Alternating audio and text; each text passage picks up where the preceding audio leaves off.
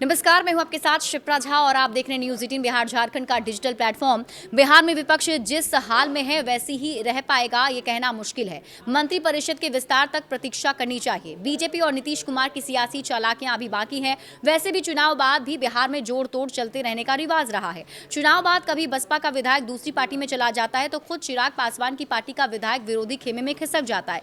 VIP, AIMIM और कांग्रेस की 2020 में हुई टूट तो जग जाहिर है। आरजेडी के विधायकों में किसी वजह से एक दो की कमी भी हुई तो तेजस्वी यादव से नेता प्रतिपक्ष का दर्जा भी छिन सकता है। हालांकि अभी उनके पास जरूरत भर के विधायक हैं और वे इस पद के सर्वार्थ योग्य नेता हैं। नेता प्रतिपक्ष के लिए कितने एमएलए की जरूरत पड़ती है? तो संवैधानिक प्रावधानों के मुताबिक बिहार विधानसभा में नेता प्रतिपक्ष के लिए कुल सीटों का 10% यानी 24 से 25 विधायकों का होना जरूरी है। आरजेडी के 25 विधायक हैं और इस बार चुनकर विधानसभा पहुंचे हैं, इसलिए प्रत्यक्ष तौर पर तेजस्वी यादव के नेता प्रतिपक्ष बनने में कोई व्यवधान नहीं दिखता है। आरजेडी विधायकों ने भी उन्हें विधायक दल का नेता चुन लिया है, इसलिए पार्टी में भी कोई दिक्कत नहीं है। इससे पहले के 2 चुनाव में आरजेडी के इतने विधायक तो चुने जाते ही रहे जिनसे नेता प्रतिपक्ष की कुर्सी की दावेदारी में कहीं कोई दिक्कत नहीं थी। 2015 और 2020 में आरजेडी को आसानी से ये पद मिला था। लगातार 2 बार आरजेडी के सामने इस बार जैसी गंभीर समस्या नहीं थी, इसलिए कि तब आरजेडी के पास पर्याप्त संख्या में विधायक थे।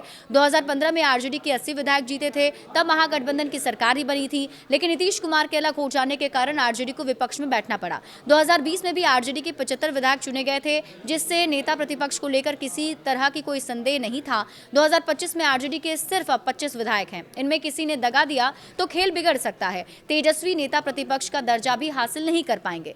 और चिराग पासवान की बातों में कितना दम है आप ये भी समझिए। एनडीए के घटक लोजपा आर के नेता और केंद्रीय मंत्री चिराग पासवान ने दावा किया कि महागठबंधन के कई विधायक नरेंद्र मोदी से प्रभावित हैं, वे एनडीए में आना चाहते हैं। इस बीच एक चर्चा ये भी चल रही है कि कांग्रेस के साथ आरजेडी के भी कुछ विधायकों का मन डोल रहा है। ऐसे विधायक कौन है इस बारे में कोई बता नहीं रहा, लेकिन टूटने के खतरे की शंका सभी जाहिर कर रहे हैं। अगर ऐसा हुआ तो इसका सबसे अधिक नुकसान तेजस्वी यादव को होगा, क्योंकि तब उनके पास वो संख्या नहीं बचेगी जिस आधार पर वे नेता प्रतिपक्ष का दावा कर सके।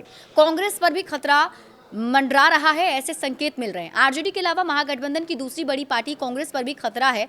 इस बार कांग्रेस के जीते विधायकों में 4 पिछले दिनों महागठबंधन की बैठक से नदारद भी थे। वे कांग्रेस में टिके रह पाएंगे, इसे लेकर संदेह भी जताया जा रहा है। कहा तो ये भी जा रहा है कि उनकी डील जेडीयू से हो चुकी है, वे कभी भी पाला बदल सकते हैं। कांग्रेस के बारे में कयास को खारिज भी नहीं किया जा सकता, इसलिए 2018 में कांग्रेस ऐसी टूट का सामना कर चुकी है। तब कांग्रेस के 4 एमएलसी जेडीयू में शामिल हो गए थे। उनमें अशोक चौधरी तो कांग्रेस के प्रदेश अध्यक्ष भी रह चुके थे। छोटी पार्टियों के विधायक तोड़ना तो आसान है। इस बार एनडीए ने 202 सीटों पर जीत दर्ज की। बाकी 41 सीटों में 25 पर आरजेडी, 6 पर कांग्रेस, 5 पर एआईएमआईएम के अलावा वीआईपी और बसपा ने एक-एक सीट पर जीत दर्ज की है।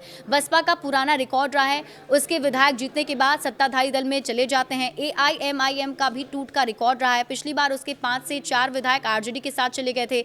इंडियन इंक्लूसिव पार्टी का सिर्फ एक विधायक पहली बार सदन विधानसभा पहुंचा है। आरजेडी के भी कुछ विधायकों ने 2024 में फ्लोर टेस्ट के दौरान पाला बदल लिया था। उनमें प्रमुख थे आनंद मोहन के बेटे चेतन आनंद और बाहुबली अनंत सिंह की पत्नी नीलम देवी। इसलिए विधायकों में पाला बदलने का खेल फिर से शुरू हो तो आश्चर्य नहीं। हालांकि इस बार जो पाला बदलेंगे उनकी पसंद एनडीए के ही घटक दल होंगे, इतना तो निश्चित है। विधान परिषद और राज्यसभा में होगा असर।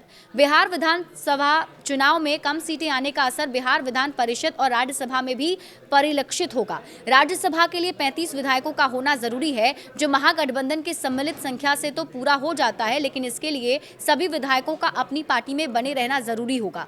अगर ये संख्या घटती है तो महागठबंधन एक भी सदस्य राज्यसभा नहीं भेज पाएगा और इसी तरह विधान परिषद चुनाव में कम संख्या बल का असर दिखना स्वाभाविक है। विधान परिषद में ऐसी स्थिति भी आ सकती है कि राबड़ी देवी की नेता प्रतिपक्ष की कुर्सी भी खिसक जाए। जिस हैसियत से उन्हें 10 सर्कुलर रोड बंगला आवंटित हुआ था, वो हैसियत भी जा सकती है। इसलिए आने वाले तेजस्वी यादव के लिए आने वाला दिन आसान नहीं दिखता है। कोर्ट कचहरी के मामले तो अलग सिरदर्द बने हुए हैं ही, और ये भी एक बड़ा सिरदर्द उनके लिए बन सकता है। बड़े अपडेट्स के लिए आप जुड़े रहिए न्यूज़ 18 बिहार झारखंड के साथ।